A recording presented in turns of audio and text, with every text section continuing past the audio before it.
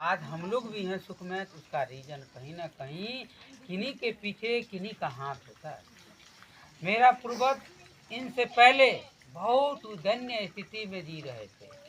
पहले ज्ञान नहीं था लोगों में, पढ़ा लिखा नहीं था, उतना ज्ञान नहीं था। एक दूसरे को भाई, समाज तो समाज, भाई में एक दूसरे को खून खराबा करते थे और पैर गिरते थे। जबकि जो आज भी कुछ इसका साक्ष्य है, ये साक्ष्य ध्यान दो, ये साक्ष्य क्यों है, कैसे है।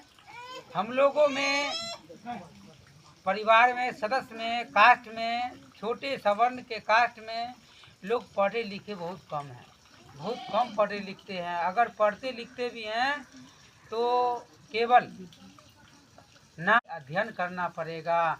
और ये सब जानते हैं, ये सब कहाँ से आया, कहाँ से प्रेरणा मिला। एक ऐसा समय था हम लोगों को, पूर्वजों को, अभी हम लोग सुख में हैं तो कहीं ना कहीं कहा जाता है कि कामयाबी के पीछे किन्हीं का न किन्हीं का हाथ रहता है।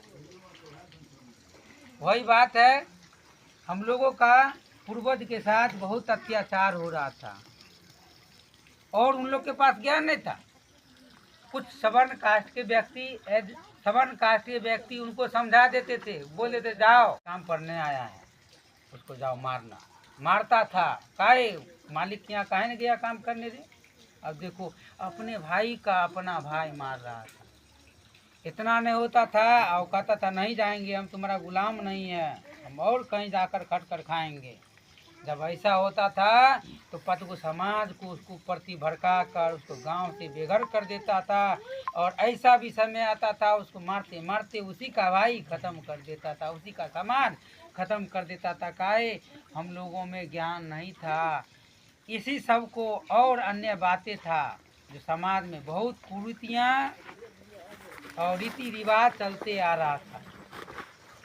इस सब को देखते हुए ज्योतिबा राव फूले है,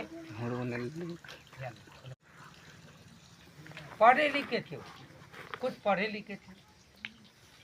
और उनका एक और औरत थी, उनका नाम था सावित्री बाई। तो सावित्री बाई जब 11 साल की थी, ठीक है, तो उनसे पहले वो ऐसा एक काम करती है जो एक किताब उल्टा देती है, अंग्रेजी पढ़ना चाहती है, किताब उल्टा देती है, वो अंग्रेजी का किताब रहता है, उसको पढ़ने की प्रयास करती है, लेकिन वो पढ़ नहीं पाती है। क्या है, जो उसको पढ़ी लिखी थी ही नहीं। और उसका पिता जो देखे, अरे अपने यहाँ रह गई हो सुनबो